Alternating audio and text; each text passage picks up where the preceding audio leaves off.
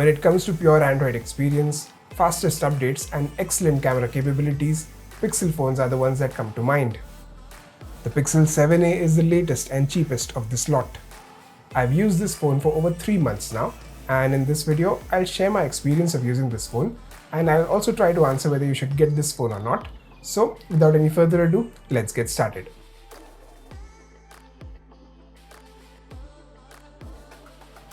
The Pixel 7a is a compact phone which feels quite nice and comfortable in the hand.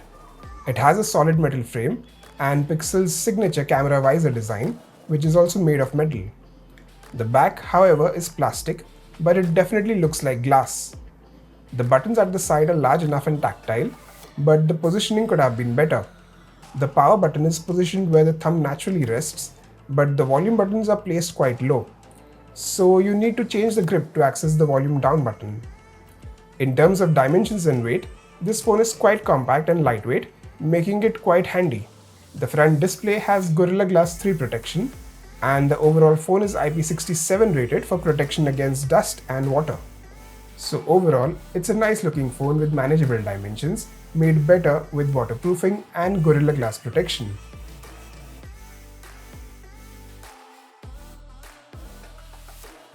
Coming to the display, here you get a small but sufficiently large 6.1-inch OLED display with 90 Hz refresh rate. It has pleasing colors and reasonably good brightness level, which can exceed 1000 nits for outdoor use and HDR content. Speaking of HDR, it is supported in both YouTube as well as Netflix app.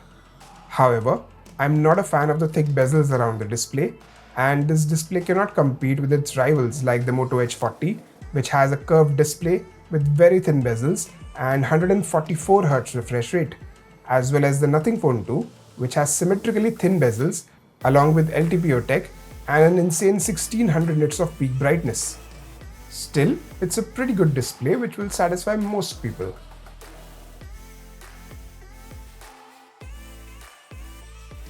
Next is audio.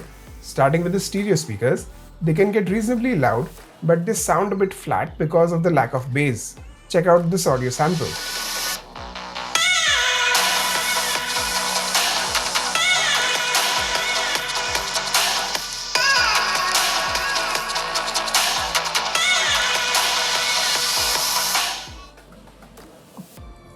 Next is the microphone quality, which is pretty good, and the companion recorder app is even more impressive thanks to its ability to transcribe in real time.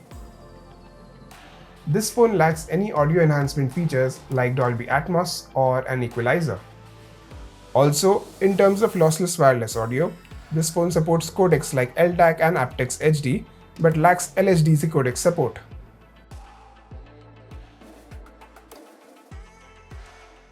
Coming to cameras, this is supposed to be the USP of this phone.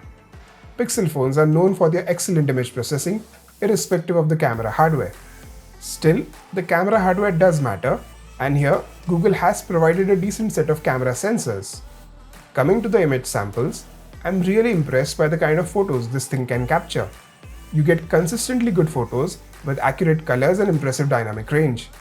This is perhaps the best example, where you have a black ceiling right next to a glass ceiling bringing in natural light, and yet everything is perfectly exposed. So no matter the lighting condition and complexity of the scene, you can depend on this camera to take a good photo with perfect colors and exposure.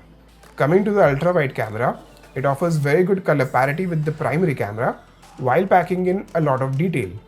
Unfortunately, this ultra-wide camera lacks autofocus and macro capabilities, so you have to rely on the primary camera for close-up shots. Both cameras do a good job of taking low light shots with night mode. The highlights are controlled well, and a good amount of detail is shown in the shadows while preserving the nighttime look. For portrait shots, the primary camera has to do double duty as both 1x and 2x zoom cameras, as this phone lacks a proper telephoto camera. The selfie camera also does a good job, especially in good lighting. The skin tones and detail level are pretty good, however, I'm not very impressed by its low light performance. Coming to videos, the primary camera can shoot in 4K 60 FPS and the quality seems to be pretty good.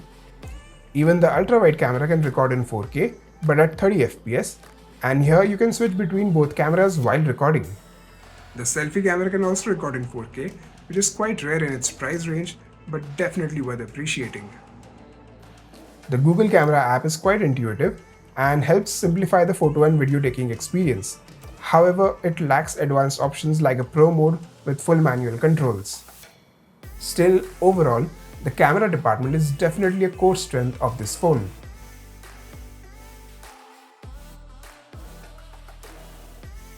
Another core strength of Pixel phones is the pure Android UI. As this is Google's own phone, it is first in line to receive the next version of Android. It will also get 3 major Android updates and 5 years of security updates. With Material U design, this UI feels very lively and colorful thanks to the cool animations and wallpaper-based system-wide color themes. There are some Pixel exclusive features added in, like Now Playing, which recognizes music playing in the background automatically. Gestures like Quick Tap, photo editing tools like Magic Eraser and Unblur. And you also get AI-powered call screening and handling, but this feature is limited to a few regions.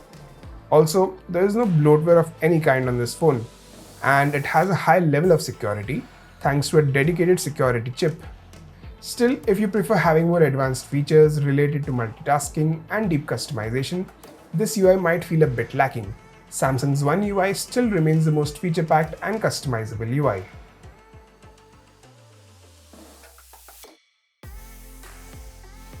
Coming to performance, this phone is powered by Google's own Tensor G2 SoC, which is designed for high-level AI and security, but not necessarily tuned for gaming. So while this phone scores well in benchmarks in terms of peak performance, sustained performance is where this phone feels a bit disappointing.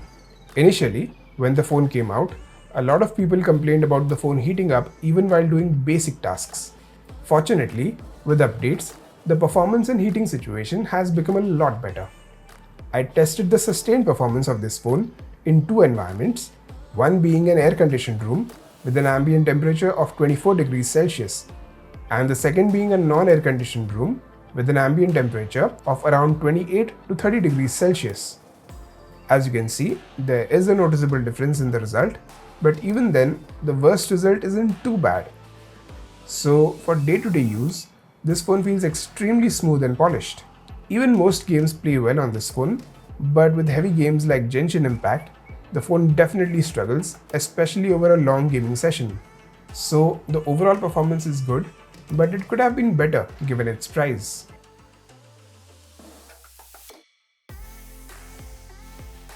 Next is the battery.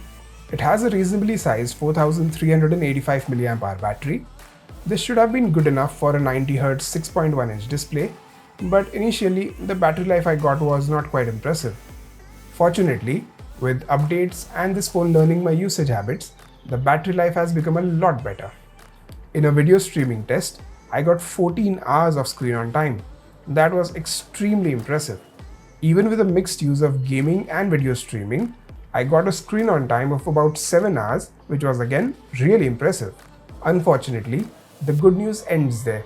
In terms of charging speed, I'm extremely disappointed with this phone. First of all, you don't get a charger in the box, which is not a good trend nowadays. Next, the charging speed is limited to 18 watts, which is ridiculously slow by 2023 standards. So it takes this phone nearly 2 hours to fully charge. It does have wireless charging, which is a good thing, but again, it is extremely slow at 7.5 watts. This is fine for overnight charging, but not very useful in the active hours of daytime.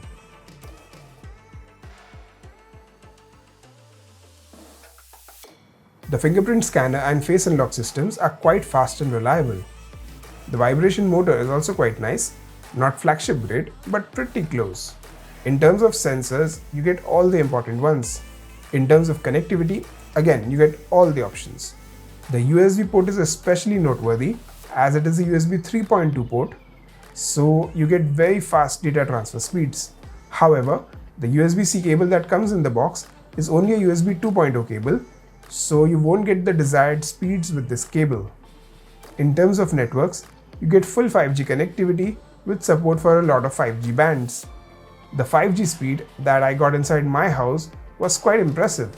Still, I feel the network reception is slightly below par. But if you have Wi-Fi calling, that becomes a non-issue, at least at home or office. The SIM card tray has only one SIM slot, so if you want dual SIM functionality, the second SIM needs to be an eSIM.